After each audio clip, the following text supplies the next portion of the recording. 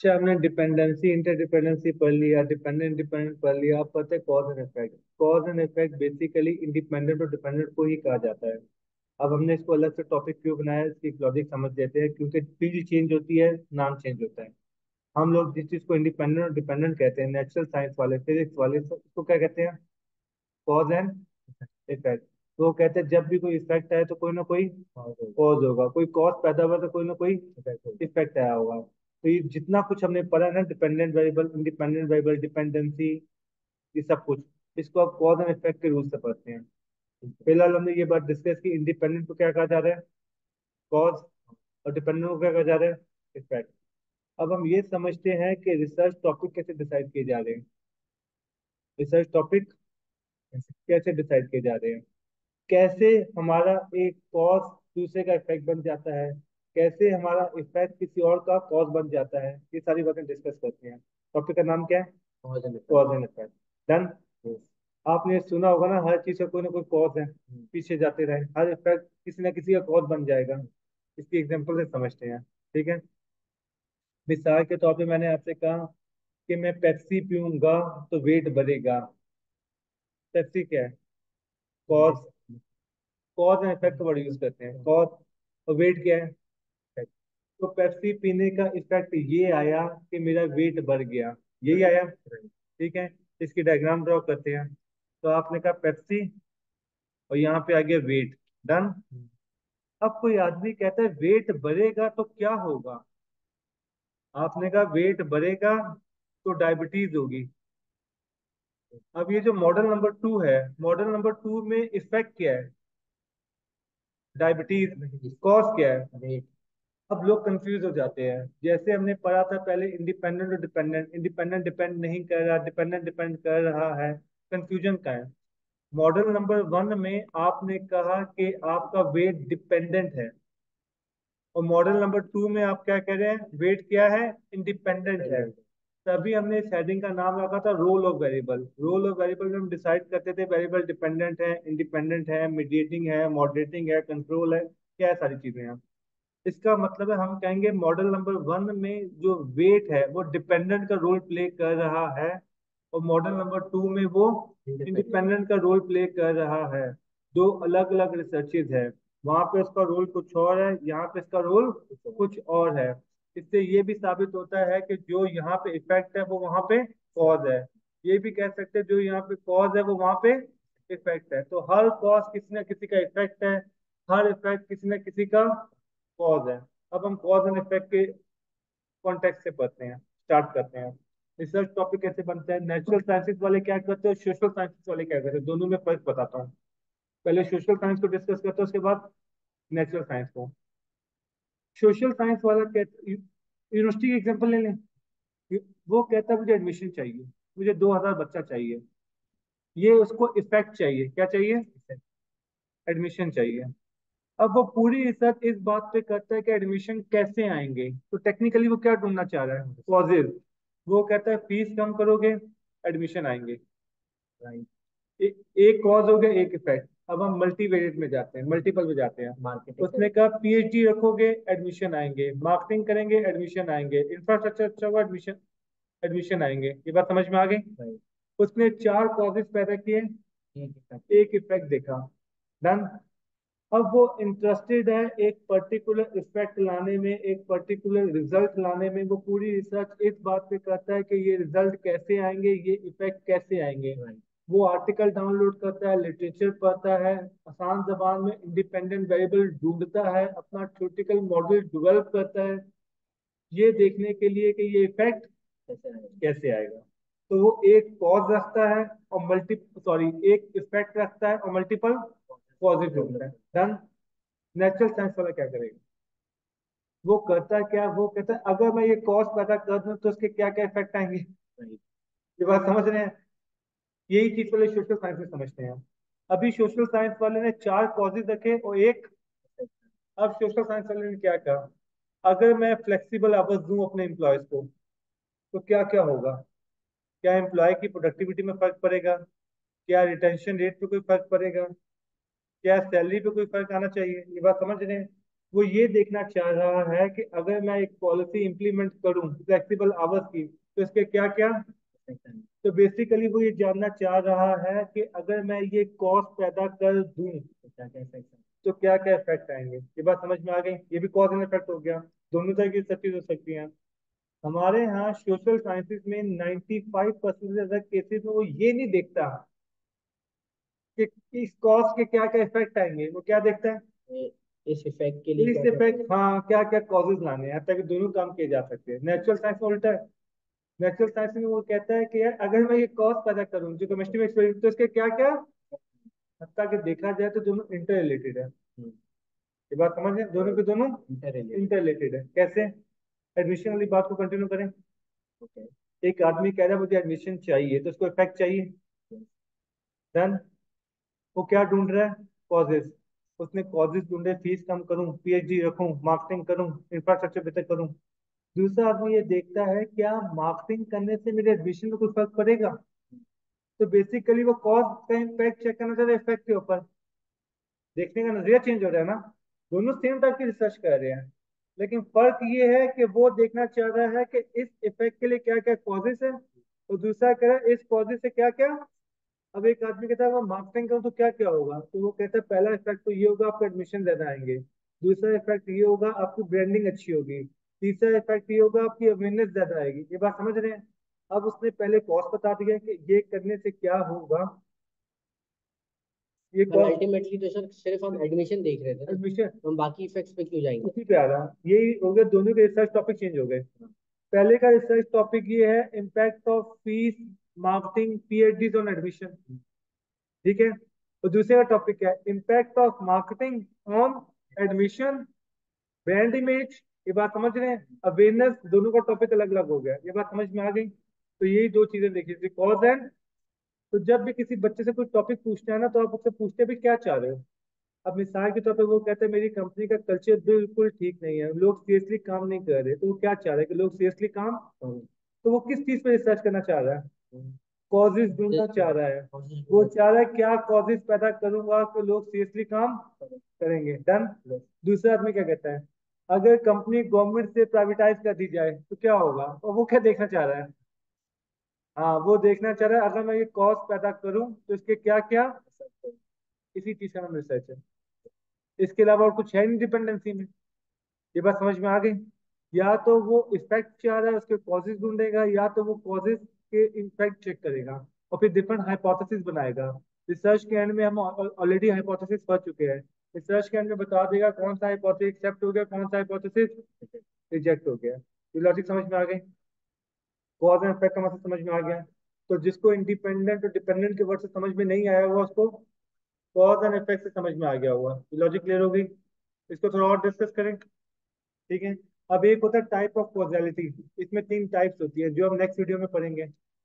Absolute causality क्या होती है, कंडीशनल कॉजैलिटी क्या होती है, तीन टाइप्स होती हैं। हाँ वो अलग से डिस्कस करेंगे अलग वीडियो में। पहले कॉजैलिटी को थोड़ा और डिस्कस कर लेते हैं, ठीक है। नहीं अभी कॉजैलिटी को डिस्कस करते हैं, नेक्स्ट वीडियो में टाइप ऑफ कॉजैलिटी डिस्कस करेंगे। अभी हम कॉजैलिटी को डिस्कस कर रहे हैं, ठीक है। अब कोई भी एक वेरिएबल बताएं। जैसे मैंने आपसे कहा बारिश होगी, रेन। रेन से क्या होगा, पानी। बिलावल भुट्टो को याद ना करें, ज्यादा बारिश होगी ज्यादा पानी आएगा। आपने कहा बारिश होगी, बिजली जाए, सिटी, आपने कहा मल्टीपल कॉज है। मल्टीपल कॉज है। आपने कहा बिजली जाए, मल्टीपल इफेक्ट। आपने कहा बिजली जाएगी, रोड में एक्सीडेंट होंगे, पकौड़ों की सेल ज्यादा होगी। डन। तो मैंने कहा सेल, क्या, सेल। सेल। अब एक आदमी कह रहा है यार मेरी सेल कैसे बढ़ेगी। ये बात समझ रहे हैं, सेल कैसे बढ़ेगी। बढ़ेगी। तो वो कहेगा भाई बारिश होगी तो सेल बढ़ेगी। अब इसमें बड़े मजे की बात है, क्या बारिश उसके कंट्रोल में है। अब यहाँ पे अब एक नया कंसेप्ट हम इंट्रोड्यूस करवाएंगे, इंडिपेंडेंट वेरिएबल और प्रेडिक्टर में फर्क क्या होता है। नॉर्मली हमारे यहाँ सिनोनिम के तौर पर यूज किया जाता है। जब हम डिपेंडेंट वेरिएबल को प्रिडिक्ट कर रहे होते हैं ना, तो लोग कहते हैं इंडिपेंडेंट के थ्रू प्रिडिक्ट कर रहे हैं, दूसरा कहता है प्रेडिक्टर के थ्रू प्रिडिक्ट कर रहे हैं। तो ये बात डिस्कस की जाएगी दोनों का डिफरेंस क्या है। तो इंडिपेंडेंट और प्रेडिक्टर में थोड़ा सा डिफरेंस है। हमारे यहाँ एज अ सिनोनियम ही यूज होता है, लेकिन एक्चुअल में थोड़ा सा डिफरेंस है, वो हम डिस्कस करते हैं अभी एक वीडियो में, कि difference between independent variable and predictor. Predictor और independent as a synonym use हो रहे होते हैं, there is a difference. Difference है, वो भी हम डिस्कस करते हैं क्या होता है। अच्छा, सेल्स बढ़ेगी तो क्या होगा, टैक्स ज्यादा देना पड़ेगा, टैक्स देंगे तो क्या होगा, इकोनॉमी बेहतर होगी। आप जितना आगे जाते रहें उतना आगे जा सकते हैं, जितना पीछे जाते रहें उतना पीछे जा सकते हैं। एथियस और रिलीजियस बंदे में फर्क क्या है, कॉज का फर्क नहीं, कॉज का फर्क है ना। कॉज का फर्क कैसे है, हम कहते हैं दुनिया बनी, ये इफेक्ट है, पीछे कोई ना कोई कॉज हुआ होगा। तो एथियस का कॉज आ जाता है बिग बैंग पे, कॉज ये है बिग बैंग हुआ, सब कुछ इफेक्ट, बाकी उसका इफेक्ट है, वो वहां पे रुक जाता है। जो रिलीजियस बंदा है, जो खुदा पे बिलीव करता है, वो कहता है भाई साहब बिग बैंग भी इफेक्ट है, उसका कॉज क्या है, उसका भी तो कोई ना कोई कॉज है। ये बात समझ रहे हैं। तो मुस्लिम लिटरेचर में क्या आता है, मुस्लिम लिटरेचर में आता है खुदा की विलिंगनेस, खुदा ने चाहा तो दुनिया क्रिएट हुई। जब हम खुदा का कंसेप्ट बताते हैं तो क्या कंसेप्ट बताते हैं, हमेशा से था हमेशा रहेगा, ठीक है। हमारा ये होता है जो पहला कॉज है वो खुदा है, उसके बाद से इफेक्ट। खुदा ने चाहा तो बिग बैंग हुआ, बिग बैंग हुआ तब अलग हुआ, दुनिया बनी, वो आगे इफेक्ट का मामला शुरू हो गया। जो पहला कॉज है वो खुदा की चाहत है। एक चीज क्या कहता है, वो बिग बैंग को पहला कॉज बना देता है। वो खुदा का इनकारी इसलिए हो जाता है, कहते हैं सब कुछ खुद से हो गया, तो उससे कहा जाता है कोई ना कोई कॉज होगा ना। ये बात समझ रहे हैं। अब इसलिए जब बहस पे आता है, फिर वो कहता है खुदा के होने का भी कोई ना कोई कॉज होगा।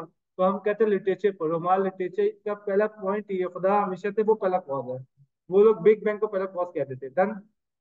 अब मिसाल के तौर पे आपकी पैदाइश हुई, फिर आप बड़े हुए, फिर आप बड़े होंगे तो शादी करेंगे, कॉज हो गया। शादी के बाद क्या इफेक्ट, क्या बच्चे हुए, बच्चे का इफेक्ट क्या आएगा, खर्चे बढ़े। समझ रहे हैं, कहानी चलती रहेगी। आप कोई भी चीज देखेंगे, उसका जो अगला स्टेप है वो उसका इफेक्ट, उसका अगला स्टेप, ये एक पूरा साइकिल चलता रहेगा। तभी हम लोग पढ़ाते हैं हर चीज का कॉज एंड इफेक्ट है। अब बस ये देखना है आपने पीछे जाना है, या पीछे जाने का मतलब है आप कॉजेज में इंटरेस्टेड है, आगे जाने का मतलब क्या है, इफेक्ट में इंटरेस्टेड है। फिर से स्टार्ट करते हैं। मैंने कहा मैं यूनिवर्सिटी में पीएचडी प्रोग्राम स्टार्ट करना चाहता हूँ, तो वीसी मुझसे क्या पूछेंगे, इसके क्या क्या फायदे हैं। तो बेसिकली वो मुझसे पूछना चाह रहे हैं पीएचडी प्रोग्राम कॉज है तो उसका क्या क्या इफेक्ट मेरी यूनिवर्सिटी में आएगा। फिर मैं उनको बताऊंगा रिसर्च आउटपुट बढ़ेगा, यूनिवर्सिटी का काम रिसर्च करना है, इंफॉर्मेशन शेयरिंग नहीं है, वो तो कॉलेज का काम होता है। मैं उनको सारे इफेक्ट बताऊंगा। दूसरा रिसर्च क्या हो सकती थी, मुझे पीएचडी प्रोग्राम स्टार्ट करना है, कैसे होगा, तो मुझे ये इफेक्ट चाहिए, पीएचडी प्रोग्राम चाहिए, तो इसके कॉजेस क्या है भाई, कैसे स्टार्ट किया जा सकता है। ये बात समझ में आ गई। आप जितना भी सोचते हैं, तीसरी और कोई टाइप नहीं है। तो लैब एक्सपेरिमेंट में क्या करते हैं, ये केमिस्ट्री वाले क्या करते हैं, फार्मेसी वाले क्या करते हैं, वे कॉज पैदा करते हैं और फिर देखते हैं इसका इफेक्ट क्या आया है। अगर आपको ह्यूमन बॉडी में इफेक्ट आए तो उसको कॉज को हाँ, दो ही चीजें ना। अगर किसी को डेंगू हो गया है, क्यों हो गया है, अगर किसी को हेपेटाइटिस हो गया है, क्यों हो गया है, किसी को एचआईवी आया है, क्यों आया है, इसके कॉजेज क्या है। सही है। और फिर वो टेबलेट्स के थ्रू क्या करता है, देखिए ये पूरी गेम ये कर रहा है। पहले वो ये देखता है, हाँ, पहले वो ये देखता है ये इफेक्ट कैसे आए, इसके कॉजेज ढूंढता है। फिर वो कॉजेज पैदा करता है टेबलेट्स के नाम पर, हाँ, कि इसका इफेक्ट आया है या। तो पूरी गेम, पूरी दुनिया चल ही कॉज एंड इफेक्ट पे रही है। नॉलेजेबल कौन है, जिसको पता हो इस इफेक्ट के पीछे कॉज क्या है और इस कॉज के इफेक्ट। जब आप कहते हैं एक्सपेरिमेंट कामयाब हो गया, तो क्या मतलब हुआ, जो कॉज आपने पैदा किया, जो इफेक्ट आप चाह रहे थे, वो इफेक्ट आ गया। अब पूरा रिलेशन किस बात पे, इफेक्ट आ गया, कितना चाहिए था इफेक्ट, इसका प्रोपोर्शन क्या है, ये गेम है। इसको इजी टू डिफिकल्ट की साइड पे लेके जाते हैं। मान आपने एक्सपेरिमेंट किया, आपने कहा मैंने एक्सपेरिमेंट किया था ग्रीन टी पीने से वेट कम हो जाता है, डन। आपने इफेक्ट ढूंढ लिया, कहानी यहाँ पे खत्म नहीं हुई। माने आपका 80 किलो वेट है, आपने 75 करना है, नॉर्मल वेट 75 से कम होगा आप अंडर वेट हो जाएंगे, वो भी अच्छी बात नहीं है। 80 ओवर वेट है और 75 से कम अंडर वेट है। आपने इफेक्ट चेक कर लिया, ग्रीन टी से वेट कम। अब जब तक आपको प्रोपोर्शन नहीं पता, तो आप कैसे डिसाइड करेंगे कितनी ग्रीन टी देनी है। आपने उसे ग्रीन टी दी, इफेक्ट पड़ा, वेट कम हो गया, 72 पे आ गया, तो फार्मेसी वाला रुकता थोड़ी ना है, वो फिर उसके एमजी डिसाइड करेगा ना। इफेक्ट आ गया, कितना आया, कितना इनपुट डाला तो क्या आउटपुट आया। समझ रहे हैं, कॉज एंड इफेक्ट को इनपुट आउटपुट भी कहा जाएगा।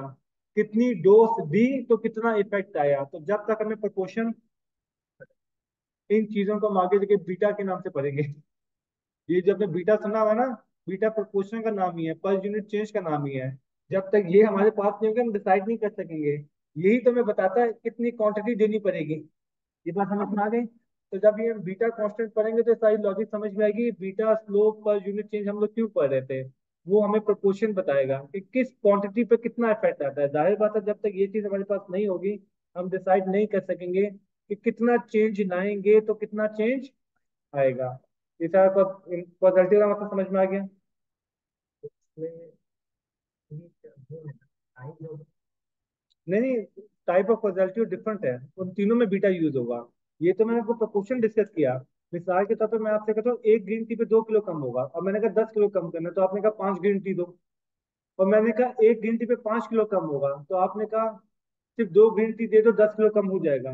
इसका मतलब है हमने सिर्फ इफेक्ट नहीं चेक करना होता, हमने तो इसके प्रोपोर्शन चेक करने हैं, मैग्नीट्यूड चेक करना है, ये सब भी चेक करना होता है। ये सब रिसर्च का अगले पार्ट है। क्योंकि सिर्फ ये जानना काफी नहीं इफेक्ट आ गया, ये जानना काफी नहीं कि पॉजिटिव और नेगेटिव इफेक्ट आ गया, कितना आया, किस हिसाब से आया। डॉक्टर को अगर यही नहीं पता कि भाई टेबलेट देनी कितनी है, वो तो बंदा मार देगा। उसको ये पता है इस टेबलेट का ये इफेक्ट आता है, पर ये नहीं पता कि कितनी क्वांटिटी में देनी है।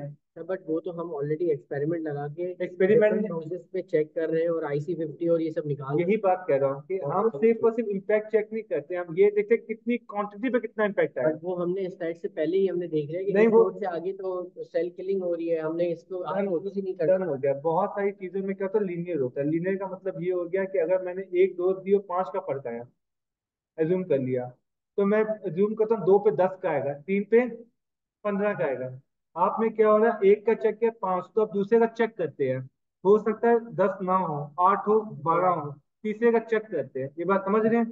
अब हम लोग क्या करते हैं, हमें ओवरऑल चेक करते हैं, उसकी बेस से भी प्रिडिक्शन करना शुरू करते हैं। दोनों में फर्क आ रहा है। समरी ये हमने सिर्फ इफेक्ट चेक नहीं करना, हमने उसके प्रोपोर्शन भी ये सब कुछ इफेक्ट के अंदर ही आ जाता है। तो उसका मैग्नीट्यूड चेक करो, उसका प्रोपोर्शन चेक करो, तो बेसिकली समरी है ये सब कॉज एंड इफेक्ट के अंदर आ गया। अब आप कोई भी टॉपिक सोचें, कुछ भी, मैंने कहा पाकिस्तान में गुर्बत बहुत है, गुर्बत कैसे हटाई जाए। अब बताइए टॉपिक में क्या चाह रहा हूँ, क्या ढूंढना चाह रहा हूँ। कॉजेज ढूंढना चाह रहे कॉजेज ढूंढना चाह रहा हूँ। आगे सुने। मैंने कहा अगर मैं ज़रात पे टैक्स लगा दूं तो क्या क्या फायदा होगा मुल्क को। हैं। हाँ, तो पूरा इकोनॉमिक चल इस बात पे रहे कि गवर्नमेंट क्या पॉलिसी लाएगी तो उसके क्या क्या इफेक्ट आएंगे। लोग कहते हैं ये जो तुमने किया इसके बहुत लॉन्ग टर्म इफेक्ट आएंगे, तुमने ये जो इमिग्रेंट्स को अलाउ कर दिया इसका ये इफेक्ट आएगा, तुमने जो ये लॉ बना दिया इसके ये इफेक्ट आएंगे। तो जो पॉलिसी लेवल पे लोग डिसाइड कर रहे होते हैं वो यही सब देख रहे होते हैं, क्या कॉस्ट पैदा करेंगे तो क्या क्या इफेक्ट आएंगे। या वो पॉलिसी बनाते किस बेस पे है, हमें ये सारे इफेक्ट चाहिए, क्या कॉजेज लेके हम क्या कॉस्ट पैदा करें। कॉज इफेक्ट समझ में आ गया। समझाने वाली बात ये थी, जिस वेरिएबल को आपने कॉज बनाया हुआ है किसी और ने उस वेरिएबल को क्या बनाया होगा, इफेक्ट। जिस वेरिएबल को आपने इफेक्ट बनाया हुआ किसी और ने क्या बनाया होगा, कॉज। दुनिया का हर वेरिएबल कॉज भी बन सकता है और इफेक्ट भी बन सकता है, दोनों चीजें हो सकते हैं। अगला डिस्कस कर लेते हैं टाइप ऑफ कॉजल्टी।